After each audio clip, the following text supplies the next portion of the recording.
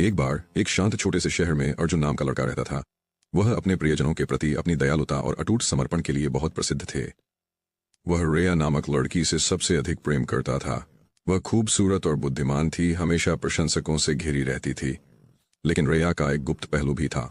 वह अक्सर दूसरों का फायदा उठाती थी, किसी को भी बहुत करीब न आने दें।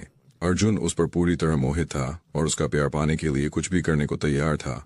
उन्होंने रिया की पढ़ाई में मदद की और किताब उठाई। महत्वाकांक्षाएं पूरी करने के लिए उन्होंने पढ़ाई की, किताबें ढोई और छोटे मोटे काम किए।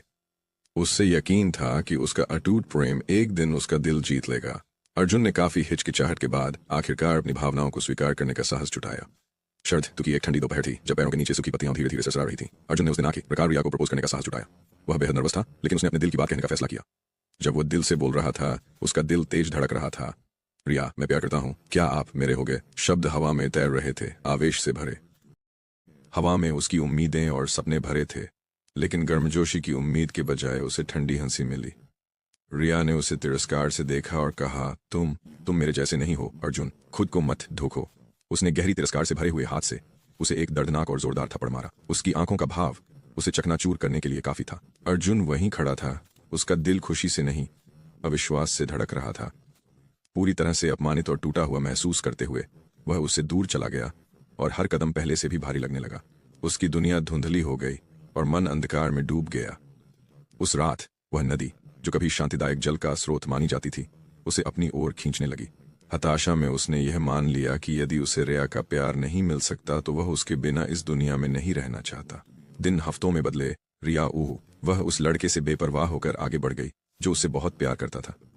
लेकिन अर्जुन के दुखद अंत के 1 महीने बाद की रात। अर्जुन के दुखद अंत के 1 माह बाद वह एक भयानक सपने में था। वहां अर्जुन एक विशाल नदी के किनारे खड़ा था। उसकी आंखें दुख और क्रोध से भरी हुई थीं। मैंने तुम्हें मारा, उसने कहा। उसकी आवाज टूट रही थी, उसके गालों पर आंसू थे। पर तुमने मुझे पहले ही मार दिया।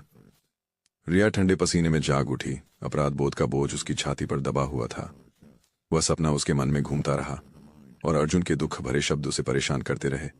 दिन भर की भागदौड़ में वह वास्तविकता से दूर हो रही थी और कार्यों का बोझ उसे खा रहा था।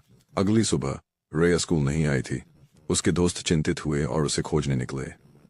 जब उन्होंने उसके शयन कक्ष में उसका मृत शरीर पाया, जो ठंडा और निष्क्रिय था, तो इस घटना से पूरे समुदाय में गहरी दहशत फैल गई। पुलिस को बुलाया गया था, लेकिन उन्हें कोई गड़बड़ी के संकेत नहीं मिले। उसकी मौत के लिए कोई स्पष्टीकरण भी नहीं मिला। एक युवा लड़की जो दिलों को मोह लेती थी। क्या प्रश्न छोड़ जाना बिना उत्तर के? क्या ये गिल्ट था? क्या ये अनकहे शब्दों का बोझ था? शहर में उस खोई लड़की का शोर